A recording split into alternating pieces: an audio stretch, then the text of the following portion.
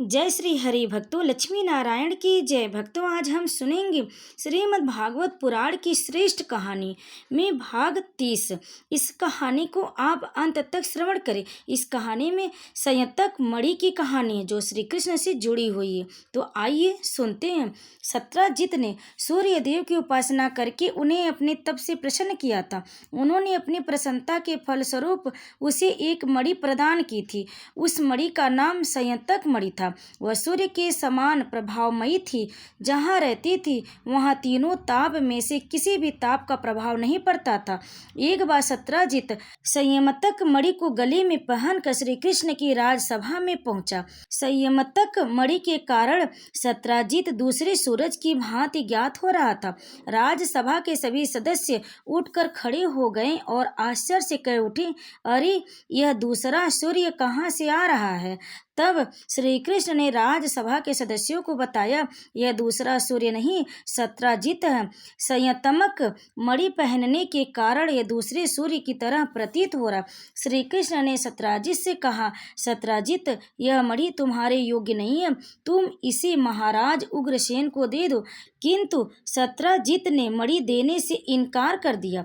कुछ दिनों पश्चात सत्राजित का अनुज प्रसेनजित उस मणि को पहनकर वन में आखेट के लिए गया। वह घोड़े पर सवार था। संयोग की बात, एक पर्वत की गुफा के पास एक सिंह ने घोड़े सहित प्रसेनजीत को मार डाला। दोनों के शवों को गुफा के द्वार पर छोड़कर सिंह चला गया। उस गुफा के भीतर ऋक्षराज जामवंत रहते थे। जामवान जब बाहर निकले तो उनकी दृष्टि सूर्य के समान चमकती संयतमक मणि पर पड़ी। उन्होंने उस मणि को ले जाकर खेलने के लिए अपने बालकों को दे दिया। कई दिनों के पश्चात प्रसेनजीत जब वन से लौटकर घर नहीं गया तो सत्राजित ने संपूर्ण द्वारका में यह खबर फैला दी कि श्री कृष्ण ने उसके भाई की हत्या कराकर संयतमक मणि कब्जा कर ली है। श्री कृष्ण के कानों में भी यह खबर पड़ी। वे अपने ऊपर लगे हुए लांछन को मिटाने के लिए प्रसेनजीत और संयतक मणि की खोज के लिए वन में गए। उनके साथ द्वारका के कुछ श्रेष्ठ नागरिक भी थे। श्री कृष्ण प्रसेनजीत की खोज करते हुए पर्वत की गुफा के पास गए। गुफा के द्वार पर प्रसेनजीत और उसके घोड़े की लाश देखकर उन्होंने सोचा, हो न हो संयतमक मणि को ले जाने वाला इस गुफा के भीतर ही रहता है। तब श्री कृष्ण अपने साथियों को गुफा के द्वार पर छोड़कर अकेले ही गुफा के भीतर प्रविष्ट हो गए। जाने से पूर्व उन्होंने अपने साथियों से कहा, जब तक मैं लौट कर न आऊं वे गुफा के द्वार पर ठहर कर मेरी प्रतीक्षा करें। श्री कृष्ण ने गुफा के भीतर जाकर कुछ बालकों को देखा जो संयतमक मणि को खिलौना समझकर उससे खेल रहे थे। श्री कृष्ण बालकों के हाथ से संयतमक मणि छीनने लगे। उसी समय वहां एक विशाल पुरुष उपस्थित हुआ। वह ऋक्षराज जामवान थे।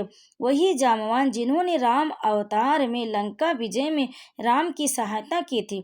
जामवान ने मणि छीनने से कृष्ण को रोका। फलतः कृष्ण और जामवान में युद्ध होने लगा। 21 दिनों तक बराबर युद्ध होता रहा, किंतु हार जीत का निर्णय नहीं हो सका। उधर गुफा के द्वार पर प्रतीक्षा करने वाले श्री कृष्ण के साथी 12-13 दिन के बाद द्वारका लौट गए। उन्होंने द्वारका वासियों को बताया कि किस प्रकार श्री कृष्ण एक गुफा के भीतर घुसे थे और अब तक बाहर नहीं निकले। द्वारका वासी शंकित हो उठे। वे श्री कृष्ण के कल्याण के लिए जप योग करने लगे। उधर 21 दिनों के पश्चात भी जब जामवान श्री कृष्ण को पराजित न कर सके तो उन्हें निश्चय हो गया कि यह कोई साधारण पुरुष नहीं है, भगवान विष्णु के अवतार है। तब जामवान ने श्री कृष्ण की बहुत बहुत प्रशंसा की और प्रार्थना की। उन्होंने श्री कृष्ण को संयतमक मणि तो दे दी ही, उनके साथ अपनी पुत्री जामवंती का विवाह भी कर दिया। कुछ दिनों पश्चात श्री कृष्ण मणि और जामवंती के साथ द्वारका लौटे। उनके लौटने से द्वारका में आनंद का सागर उमड़ पड़ा। श्री कृष्ण ने सत्राजित को संयतमक मणि देकर अपने ऊपर लगे हुए कलंक को मिटा दिया।